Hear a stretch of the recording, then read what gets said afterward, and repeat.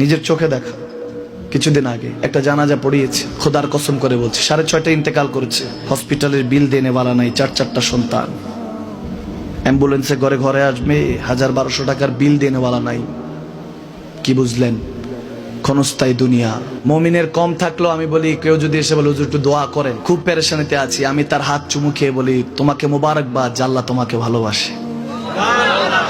পেরেশানি তো মালিক দেয়, এই জন্য এটা রহমত মুমিনের জন্য। পেরেশানি দেয় যখন ফেরেশতারা বলে আল্লাহ চাইতেছে চাইতেছে, টাকা পয়সা চাইতেছে, বলে এটা কি?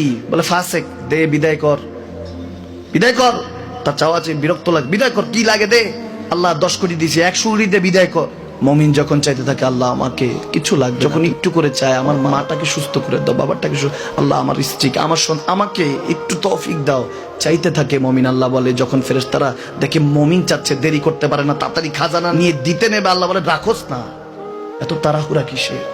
তার চাওয়ার মধ্যে তো প্রেম আছে, একটু চাইতে দেস না। থাকুক না মুমিন আর একটু পেরেশান, থাকুক না, থাকতে দেস না, একটু থাক, একটু থাক।